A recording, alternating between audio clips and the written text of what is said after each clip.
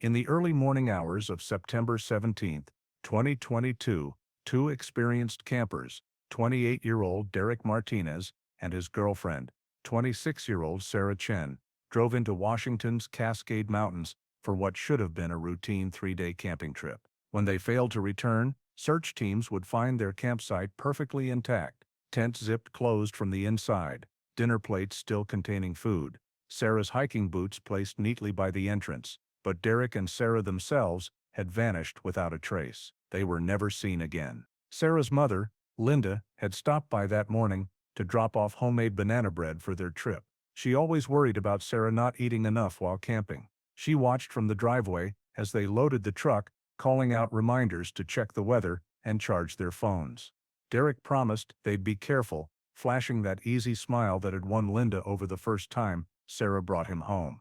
Sarah hugged her mother goodbye, told her she loved her, and climbed into the passenger seat, wearing her favorite green flannel shirt over a white t-shirt, jeans, and her well-worn Merrell hiking boots. Derek wore his teaching uniform of choice, a gray long-sleeve Henley, cargo pants with too many pockets, and trail runners he'd just replaced the week before. They stopped for gas at a Shell station on the edge of town at 9:47 a.m. We know this from the credit card receipt Derek's father would later provide to investigators. The clerk remembered them because Derek had asked for recommendations on local trails and Sarah had bought 2 bags of peanut M&Ms, joking that they were essential survival supplies. Security footage shows them leaving the station at 10:03 a.m., Derek's hand resting on the small of Sarah's back as they walked to the truck, both of them smiling, completely unaware that these would be among the last images of them alive. The drive to Whispering Pines takes approximately 2 hours under normal conditions. Cell phone records show that Sarah sent a text message to her brother Michael at 11:34 a.m. Halfway there, Derek's singing off-key again. "Send help," Michael responded with a laughing emoji. Sarah texted again at 12:41 p.m., "Just pulled into the campground. It's gorgeous. I'll send pics later. Love you." It was the last message anyone would receive from either of them. When Sarah didn't respond to Michael's texts on Saturday evening, he wasn't immediately concerned. Cell service was notoriously spotty in the Cascades, and Sarah had mentioned they might explore areas without coverage. But when Sunday evening came and went with no word, and Sarah missed her scheduled check-in call, Michael's concern grew into worry. He called Derek's phone repeatedly, each call going straight to voicemail. By Monday morning, when Sarah failed to show up for her hospital shift and Derek's school received no notification of his absence, Michael called the Skamania County Sheriff's Office to report them missing. Rangers reached Whispering Pines campground by noon on Monday, September 20th.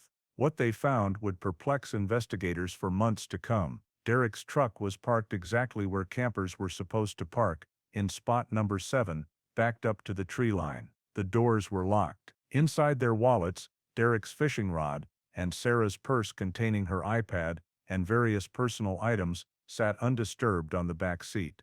The cooler remained in the truck bed, still containing ice and sealed food packages. The tent was set up at their designated campsite, approximately 50 yards from the parking area, positioned in a small clearing surrounded by Douglas firs and western hemlocks. The tent's rainfly was properly secured. The zipper entrance was closed from the inside, given the position of the zipper pulls. Ranger Thomas Wade, a 15-year veteran who would later give extensive interviews about the case, documented the scene with methodical precision. Inside the tent, 2 sleeping bags lay neatly arranged, unzipped and flat, as if not yet used for sleep. Sarah's journal sat on top of her sleeping bag, a pen marking a page dated Saturday, September 18th.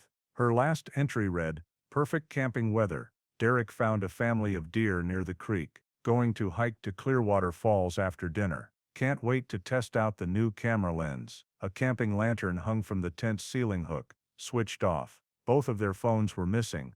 They'd apparently taken them on their hike. Outside the tent, the scene was equally undisturbing and deeply unsettling. The camp stove sat on a flat rock, cold to the touch. 2 plates contained the dried remains of what appeared to be spaghetti with red sauce, forks resting on the edges. A pot on the stove held more dried pasta. 2 camp chairs faced the remains of a fire pit where logs had burned down to ash, Investigators estimated the fire had gone out sometime Saturday evening. A bag of marshmallows sat unopened on the ground between the chairs. Sarah's hiking boots were placed side by side next to the tent entrance, suggesting she'd removed them before going inside. Derek's trail runners were nowhere to be found. On the picnic table, investigators found Sarah's camera, the lens cap on, the power switched off. The camera's memory card would later reveal 43 photos taken on Saturday, September 18th. The images showed Derek and Sarah hiking through dense forest, posing by a cascading creek, and capturing stunning shots of Clearwater Falls. The photos were time-stamped, the last one taken at 3:47 p.m., showing Derek standing at the edge of the waterfall pool, his arm extended in a thumbs-up, sunlight filtering through the canopy behind him. Sarah looked happy behind the camera. Everything appeared normal, but Derek and Sarah were gone. Search and rescue teams arrived within hours, establishing a command post in the campground parking lot. Skamania County Sheriff David Morrison coordinated the operation, bringing in tracking dogs from neighboring counties, a helicopter with thermal imaging equipment, and over 60 volunteers from local hiking clubs and search organizations. Sarah's family made the drive from Seattle, her mother Linda, her father Tom, and her two brothers Michael and Jason. Derek's parents, Maria and Robert Martinez, came from Portland. They set up a vigil at the command post, clutching printed photos of Derek and Sarah, passing out flyers to every hiker who entered or exited the forest. The search dogs picked up a scent trail, leading from the campsite toward the main hiking path to Clearwater Falls, consistent with the photos on Sarah's camera. But approximately a quarter mile along the trail, near a dense thicket of salal and Oregon grape, the dogs lost the scent completely. Handler Patricia Voss, working with a German shepherd named Mako, who had successfully tracked missing persons in over 30 cases, described it as the strangest thing I've encountered. It's as if they just stopped existing at that exact point. The dogs circled the area, whining in confusion, unable to pick up any further trail in any direction. The helicopter crisscrossed the forest for 3 days, thermal cameras scanning for any heat signatures. Volunteers combed the area in grid patterns, searching under fallen logs, checking abandoned hunting cabins, calling out Derek and Sarah's names until their voices went hoarse. Divers searched the pools beneath Clearwater Falls and downstream sections of the creek. Every campsite, every trail junction, every hollow log was examined. They found nothing: no clothing, no equipment, no signs of struggle, no blood, no indication of where Derek and Sarah had gone or what had happened to them. The investigation considered every possibility. Had they gotten lost? Derek knew these trails, and they'd stayed on established paths according to the photos. Had they been attacked by an animal? There were no signs of struggle, no blood, no torn clothing, and mountain lion attacks on 2 adult humans simultaneously were virtually unheard of. Had they fallen into the creek? The water levels were low in September, and divers found no bodies. Had they been victims of foul play? Nothing was stolen from their campsite, and they'd had no known enemies. Had they run away together? They'd left behind everything: money, identification, vehicle, and most importantly, Sarah's camera containing photos she'd been excited to edit, and Derek's teaching materials for Monday's classes. Dr. James Reeves, a forensic psychologist who consulted on the case, told reporters, "Every scenario we examined had fatal flaws. People don't voluntarily leave behind their entire lives with wedding plans pending. They don't stage this elaborate campsite scene. The evidence makes no sense from a behavioral standpoint." On Thursday, September 23rd, a week after Derek and Sarah had driven away from that gas station, a storm system moved through the Cascades, bringing heavy rain and wind that washed away any remaining scent trails and contaminated potential evidence. The search continued in diminished capacity for another week, but by early October, with no new leads and no bodies discovered, the official search was scaled back to a recovery operation. The case was classified as a missing persons investigation. Derek's truck was impounded as evidence. The tent and all its belongings were cataloged and stored. The campsite was released back to the Forest Service, and then silence.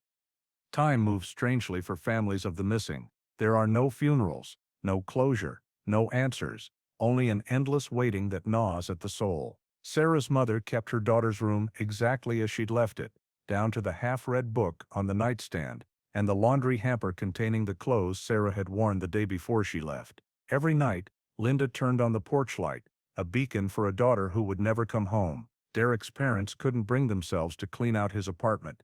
The lease expired, but they paid rent, month after month, unable to accept that he wouldn't walk through the door with some rational explanation for where he'd been. Michael Chen, Sarah's older brother, became obsessed with the case. He created a website dedicated to finding Derek and Sarah, posting updates, theories, and pleas for information. He drove to Whispering Pines every weekend for months, hiking the trails, searching areas the official teams might have missed, calling his sister's phone, even though it had long since gone to a dead battery. He left notes at their campsite. "Sarah, if you can see this, we're looking for you. We love you. Please come home." The disappearance became a local legend, discussed in hushed tones around campfires and on hiking forums. Theories proliferated online. Some believed Derek and Sarah had stumbled upon illegal marijuana grows in the forest and were killed by growers protecting their crops, though no grows were ever found in that area. Others suggested they'd encountered a drifter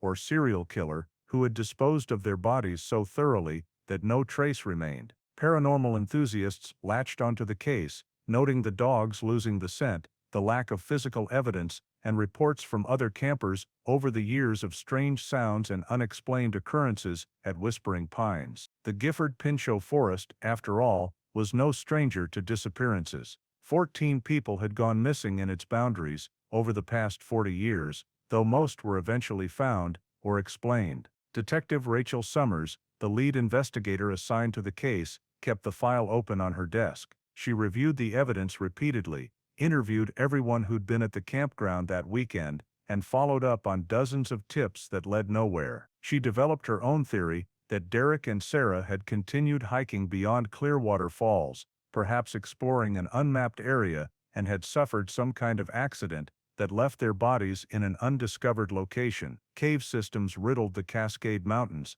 many unmapped and unknown. Perhaps they'd fallen into one of these hidden voids, but without evidence, it remained just another theory in a case filled with them. By the spring of 2023, media attention had faded. The missing posters that had covered every bulletin board and storefront window in Olympia were taken down, replaced by newer tragedies and concerns. Derek's teaching position was filled by a long-term substitute. Sarah's hospital held a memorial service, not a funeral, because without bodies, there could be no death certificates, no official ending. The case file grew cold, joining hundreds of others in storage, periodically reviewed but never solved. But the forest kept its secrets, holding Derek and Sarah somewhere in its vast indifference. The trees stood silent, the creek continued flowing, and hikers still walked the trail to Clearwater Falls, unaware that they were retracing the final documented steps of two people who had simply vanished. Then came October 15,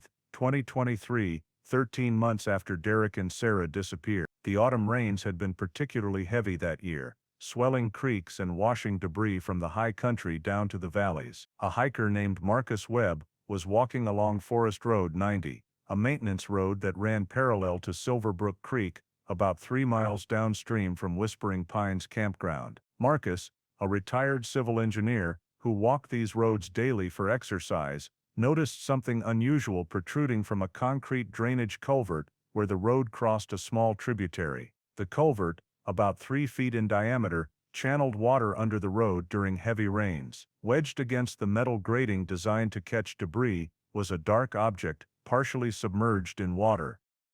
Marcus climbed down the embankment, his boots sinking into mud, and reached into the frigid water. His hand closed around fabric, a backpack, small and black, covered in moss and sediment.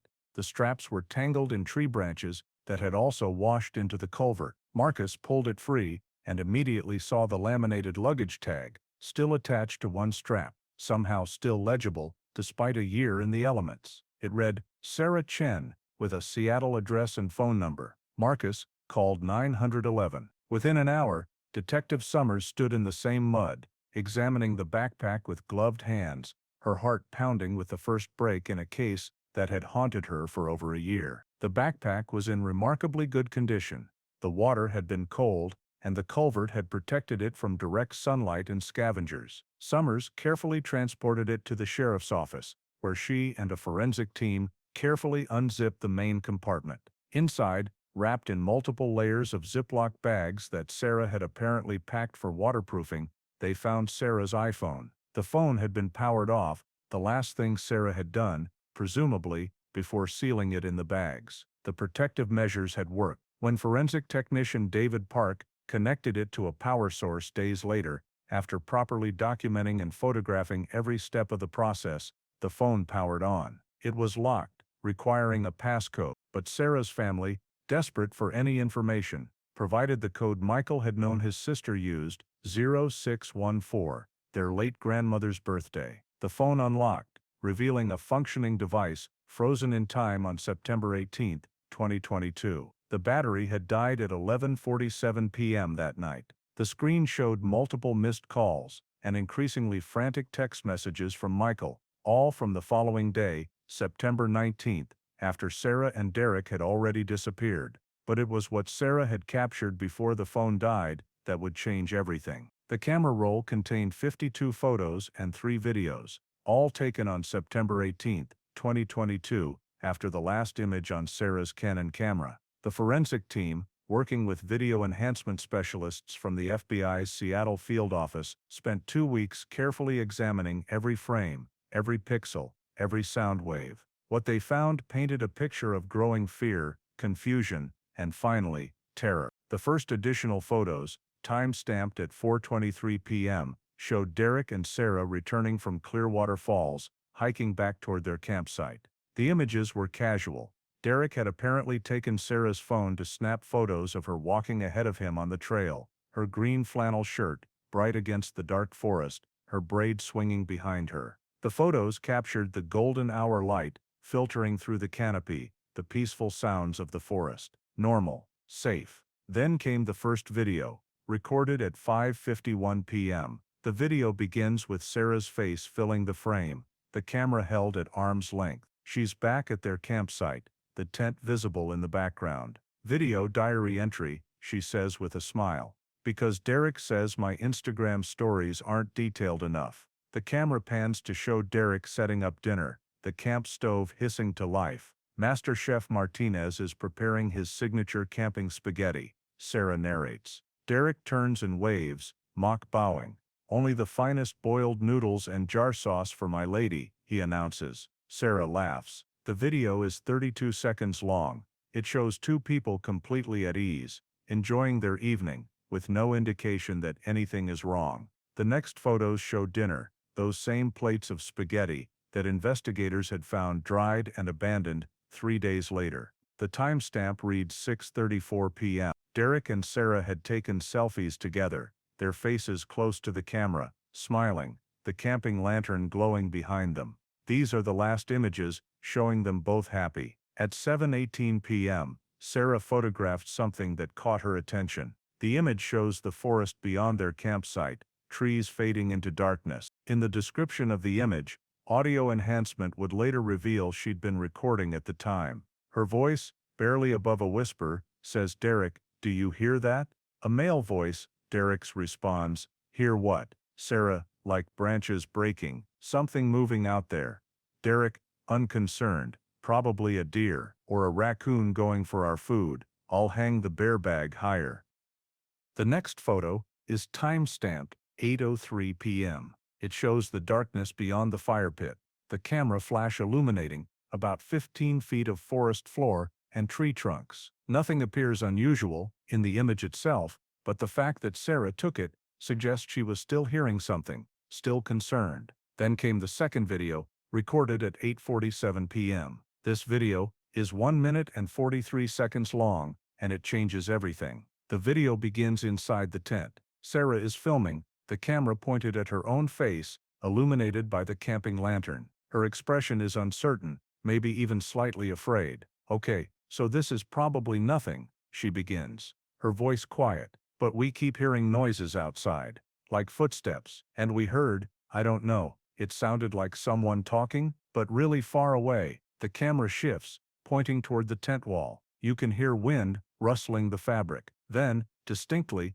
A sound, a crack, like a branch breaking under weight. Sarah's breathing quickens. "There it is again," she whispered. Derek's voice, from off-camera, "Sarah, it's probably just other campers. We're not alone out here." Sarah turns the camera toward him. Derek is sitting cross-legged in his sleeping bag area, reading by flashlight, trying to project calm. But his eyes flick toward the tent wall when another sound echoes through the forest, a long drawn-out creaking, like a tree swaying, or a door opening. "Derek, that's not normal," Sarah says, her voice tight. The camera shakes slightly. Derek sets down his book. "Okay," he says. "Let's go check it out. Probably just wind." The camera follows Derek as he unzips the tent from the inside. The sound is loud in the quiet forest. He steps out, and Sarah follows, the camera recording his back as he sweeps his flashlight across the campsite. The beam of light cuts through absolute darkness,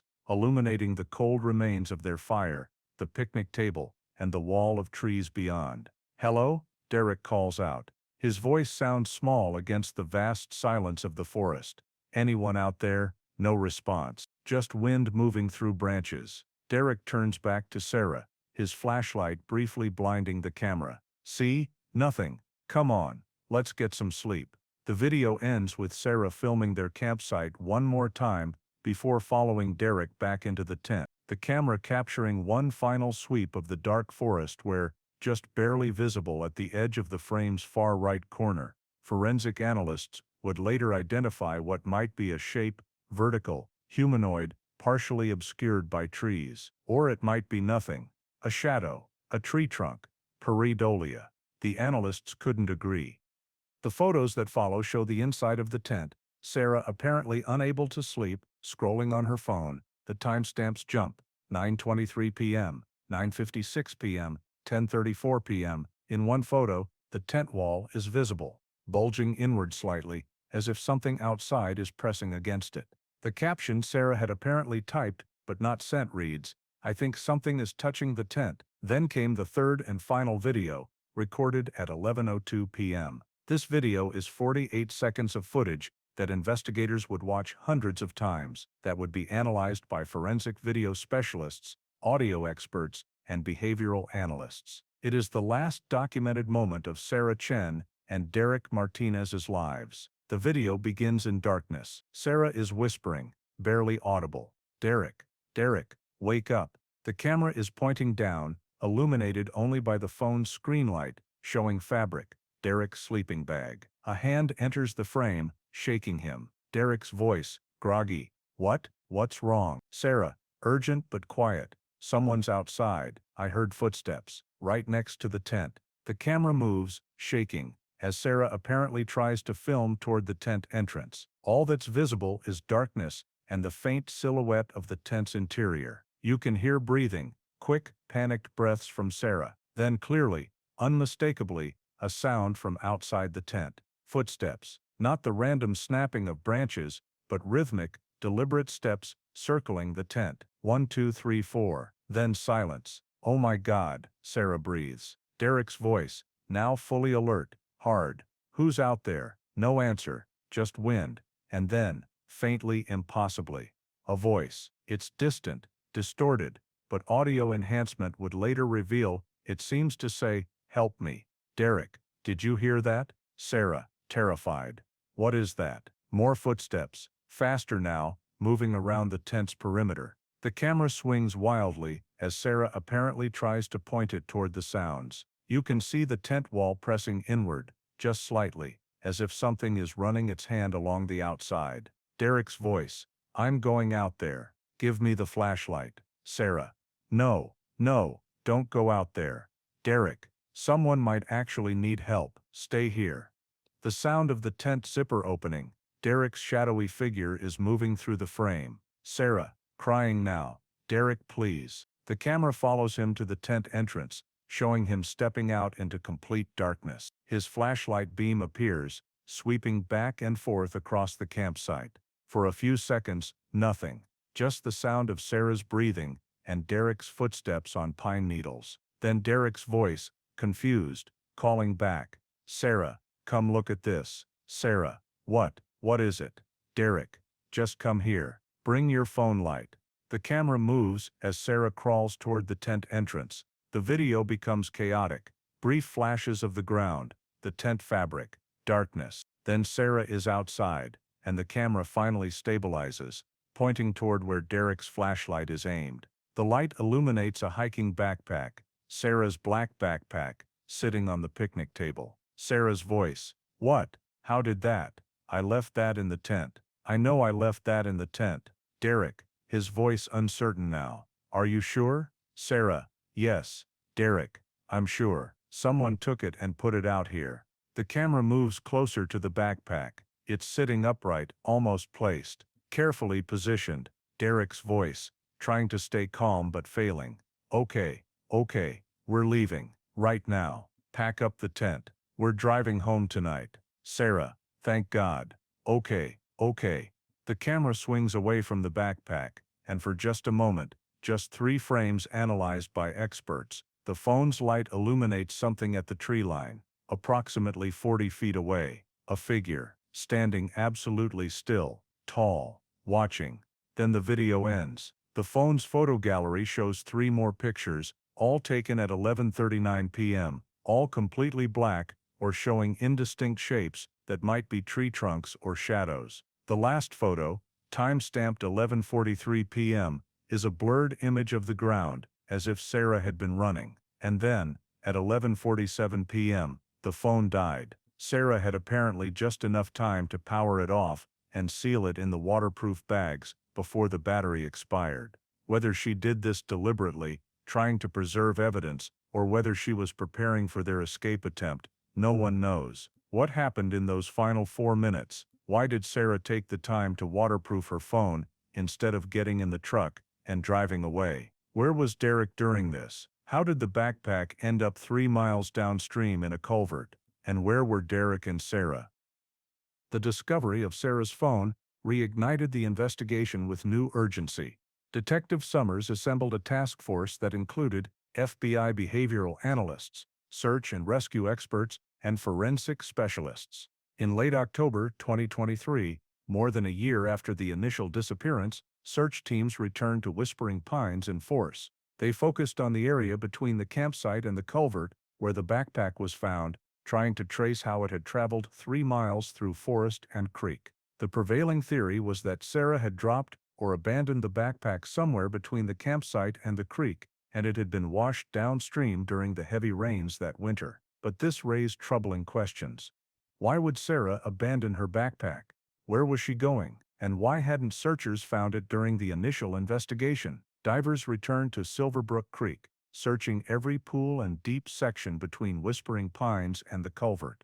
They found nothing. Ground-penetrating radar was used to scan the forest floor for disturbed earth that might indicate burial sites. Cadaver dogs were brought in to scent for remains. Every cave and hollow within a 5-mile radius was explored. Derek's truck was re-examined for any evidence that might have been missed the first time. The FBI's Behavioral Analysis Unit provided a profile suggesting that if the figure in the video was a person, they were likely familiar with the area, possibly living nearby, and had targeted the couple deliberately. This led to interviews with every resident within a 20-mile radius, reviews of known offenders in the region, and an investigation into whether similar incidents had occurred at Whispering Pines in the past. Detectives discovered that in 2019, 3 years before Derek and Sarah's disappearance, a solo camper had reported being stalked by someone in the forest, but had left before rangers could investigate. In 2015, a couple reported finding their belongings moved around their campsite during the night,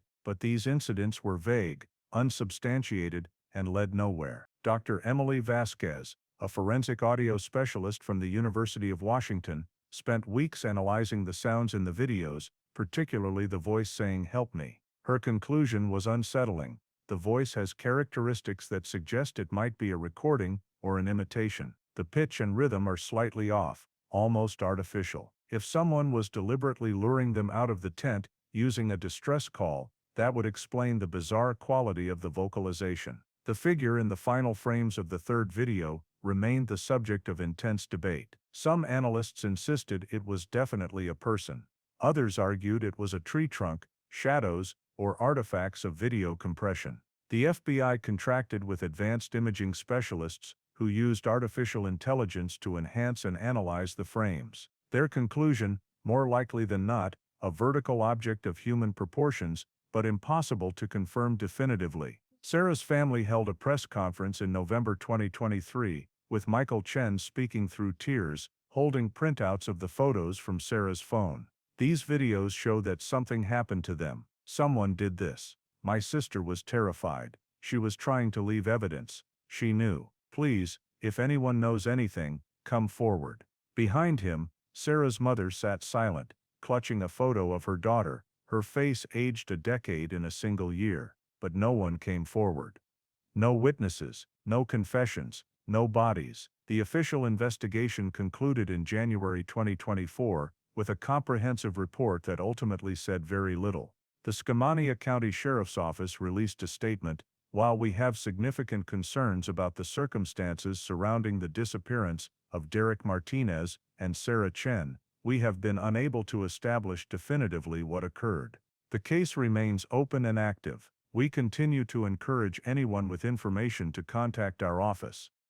Today, nearly 3 years after Derek and Sarah drove into the Cascade Mountains, their case remains unsolved. The official status is missing persons, presumed deceased, though without bodies. No death certificates have been issued. Sarah's mother still keeps the porch light on. Derek's parents finally emptied his apartment, but they've never stopped hoping for answers. Michael Chen has continued his solitary vigils at Whispering Pines, though less frequently now. He installed a small memorial at Campsite 7, a simple wooden post with a laminated photo of Derek and Sarah, smiling in happier times, and a weatherproof box containing a journal where hikers can leave messages. The pages are filled with condolences, prayers, and theories. Some people leave flowers. Others leave notes about strange experiences they've had in the forest, as if the location itself has become cursed by their disappearance. The Gifford Pinchot National Forest Service installed new emergency call boxes along the trails near Whispering Pines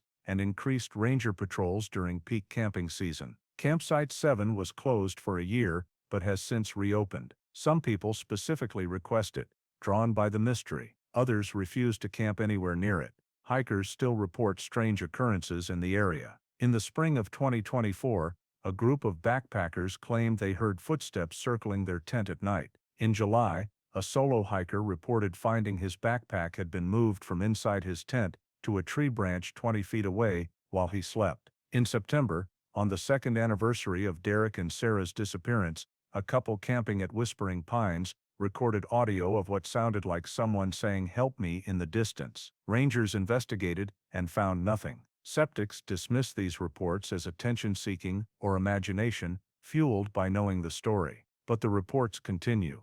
The videos from Sarah's phone have never been released to the public. They remain sealed evidence in an ongoing investigation. But descriptions have leaked, and the story has spread through true crime communities, paranormal forums, and hiking groups. Theories proliferate. Some believe Derek and Sarah encountered a predator, human or otherwise, who hunted them through the forest. Others think they stumbled upon illegal activity and were killed to protect someone's secret. Still others point to the impossibility of two experienced adults vanishing so completely and suggest something stranger, something that can't be easily explained. Detective Summers, now retired, gave a final interview about the case in 2024. "I've investigated hundreds of cases," she said.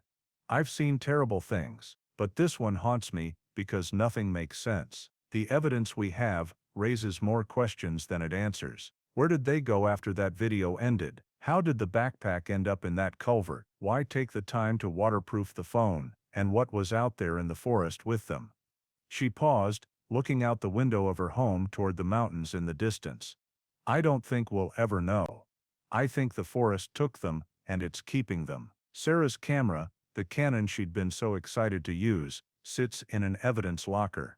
The 43 beautiful photos of their final hike remain the last documented moments of their happiness. Derek's faded Patagonia fleece jacket hangs in his parents' closet, never to be worn again. And somewhere in the vast expanse of the Cascade Mountains, in the silence between the trees, lie whatever answers Derek Martinez and Sarah Chen took with them into the darkness. The case remains open. The forest remains silent, and on clear nights, If you stand at campsite 7 at Whispering Pines and listen carefully to the wind moving through the Douglas firs, you might hear, or imagine you hear, footsteps in the darkness, circling endlessly, searching for something that can never be found.